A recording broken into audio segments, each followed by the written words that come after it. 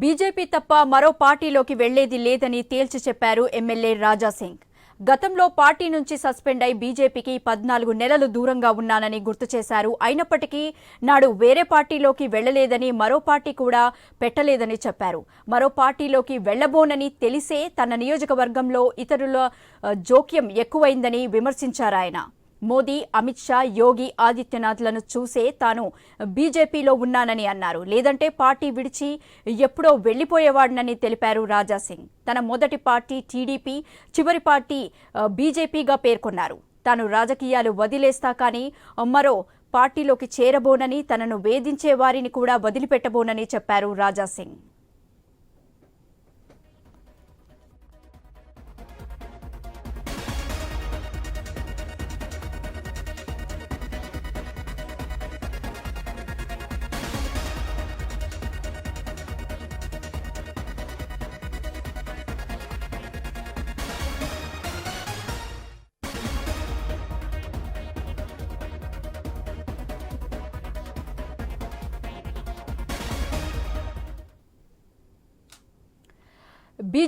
BJP తప్ప మరో పార్టీలోకి వెళ్లేది లేదని తేల్చి చెప్పారు ఎమ్మెల్యే రాజాసింగ్. గతంలో పార్టీ నుంచి సస్పెండ్ అయి బీజేపీకి 14 నెలలు దూరంగా ఉన్నానని గుర్తు చేశారు.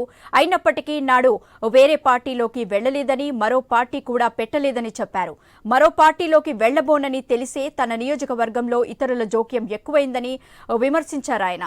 మోదీ, అమిత్ షా, యోగి ఆదిత్యనాథ్లను చూసే తాను బీజేపీలో ఉన్నానని అన్నారు. లేదంటే పార్టీ విడిచి ఎప్పుడో వెళ్లిపోయేవాడినని తెలిపారు రాజాసింగ్. తన మొదటి పార్టీ టీడీపీ, చివరి పార్టీ బీజేపీగా పేర్కొన్నారు. తాను రాజకీయాలు వదిలేస్తా కానీ మరో పార్టీలో చేరబోనని, తనను వేధించిన వారిని కూడా వదిలిపెట్టబోనని చెప్పారు రాజాసింగ్.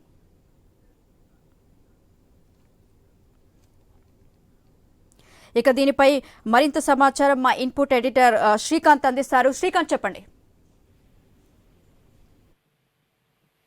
Good morning.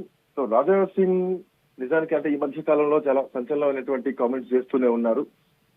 అంటే ఆయన మీద వస్తున్నటువంటి కొన్ని కథనాలు ఏవైతే ఉన్నాయో, కొన్ని సోషల్ మీడియా కానీ కొన్ని మీడియా కథనాల్లో వస్తున్నటువంటి వార్తలు ఏవైతే ఉన్నాయో వాటిని ఖండిస్తూ రాజా సింగ్ చాలా కీలకమైనటువంటి వ్యాఖ్యలు చేశారు. తాను బీజేపీ తప్ప వేరే పార్టీలోకి వెళ్ళనట్టు కూడా ఆయన చెప్పడం జరిగింది. తనతో కొంతమంది ఆట ఆడుకుంటున్నారు, తాను వేరే పార్టీలోకి వెళ్ళనన్న విషయం కూడా వాళ్ళకి తెలుసు. అందుకే నన్ను నియోజకవర్గంలో ఏమైనా చేయొచ్చు అన్నటువంటి ఆలోచన పెట్టుకున్నారు. కావాలని కొంతమంది తన పైన పత్రికా కథనాలు కానీ మీడియా కథనాలు కానీ రాపిస్తున్నారు. వెనకాలండి ఎవరైతే నన్ను ఇబ్బంది పెడుతున్నారో వాళ్ళను నేను ఖచ్చితంగా వదిలిపెట్టనంటూ కూడా చెప్తున్నారు. కొన్ని ఛానళ్లలో వార్తలు వస్తున్నాయి, రాజాసింగ్ వేరే పార్టీలోకి వెళ్తారా, వేరే పార్టీని తీసుకొని వస్తారా, కొత్త పార్టీ పెడతారా అనేటువంటి వార్తలు వస్తున్నాయి అంటూ దానిపైన రెస్పాండ్ కూడా అవ్వారు. గతంలో తాను ఏ పార్టీ నుంచి సస్పెండ్ అయినా 14 నెలలు పార్టీకి దూరంగా ఉన్నాను, కానీ అప్పుడే పార్టీ పెట్టలేదు, ఏ పార్టీలోకి పోలేదు, వేరే పార్టీని కూడా నేను పెట్టలేదు అంటూ కూడా రాజాసింగ్ చెప్పడం జరిగింది. అయితే తాను బీజేపీలో తప్ప వేరే ఏ పార్టీలోకి వెళ్లే సమస్య లేదు. కాకపోతే తనతో మాత్రం కొంతమంది ఆడుకుంటున్నారు. తాను వేరే పార్టీలోకి వెళ్ళనని వాళ్ళకు కూడా తెలుసు. అయినా కానీ నియోజకవర్గంలో తనను ఏమైనా చేయొచ్చు అనేటువంటి ఆలోచన పెట్టుకున్నారన్నారు. ఇవాళ ప్రధానమంత్రి మోదీ గాని, అమిత్ షా గాని, ఆదిత్యనాథ్లను చూసి నేను బీజేపీలో ఉన్నా గానీ, లేకపోతే ఎప్పుడో పార్టీ వీడి వెళ్లిపోయేవాడిని. నేను ఖచ్చితంగా ఒక క్రమశిక్షణ గల కార్యకర్తగా బీజేపీని నమ్ముకున్న బీజేపీలోనే ఉంటా. తన మొదటి పార్టీ టీడీపీ, ఆ తర్వాత చివరిది భారతీయ జనతా పార్టీయే తప్ప వేరే పార్టీలోకి వెళ్లేటువంటి సమస్య లేదంటూ కూడా రాజాసింగ్ చాలా స్పష్టంగా చెప్పడం జరిగింది. ఒకవేళ పార్టీని వీడానంటే ఖచ్చితంగా రాజకీయాలను వదిలేస్తే తప్ప వేరే పార్టీలోకి వెళ్లేది లేదు, బీజేపీని వదిలేది లేదు. పార్టీలో తనను ఎవరైతే ఇబ్బందులు పెడుతున్నారో వాళ్ళను కూడా వదిలిపెట్టనంటూ కూడా రాజాసింగ్ స్పష్టం చేశారు. అయితే మధ్య కాలంలో బీజేపీ రాష్ట్ర అధ్యక్షుడికి రాజాసింగ్ కి కొన్ని విభేదాలు ఉన్నాయన్నటువంటి వార్తలు కూడా గుప్పు ఉంటున్నాయి. సో ఇట్లాంటి నేపథ్యంలో రాష్ట్ర అధ్యక్షుడి విషయంలో కూడా రాజాసింగ్ చాలా కీలకమైనటువంటి వ్యాఖ్యలు చేశారు. ఏదైతే అంటే అధ్యక్షుడి విషయంలో సెంట్రల్ స్టాంప్ వేసేటువంటి అధ్యక్షుడు ఉండాలి తప్ప స్టేట్ కమిటీ వేసినటువంటి రబ్బర్ స్టాంపులు ఉండదు. సెంట్రల్ కమిటీ నిర్ణయంతో మాత్రమే అధ్యక్షుడి ఎంపిక జరగాలి. స్టేట్ కమిటీ నిర్ణయాలు ఫాలో కావద్దు. ఖచ్చితంగా అధిష్టాన నిర్ణయమే, కేంద్ర అధిష్టాన నిర్ణయమే ఉండాలి అంటూ కూడా మన కిషన్ రెడ్డిని ఉద్దేశించి ఇండైరెక్ట్ గా కొన్ని వ్యాఖ్యలు చేయడం జరిగింది. సో అధ్యక్ష పదవి విషయంలో చాలా రోజుల చర్చలు నడుస్తున్నాయి. కిషన్ రెడ్డి తన వర్గీయులకు చెందినటువంటి వాళ్ళకి ఇవ్వాలన్నటువంటి ఒక వాదన లేదు. ఈటెల రాజేందర్ పేరు ఆల్రెడీ ఖరారైంది.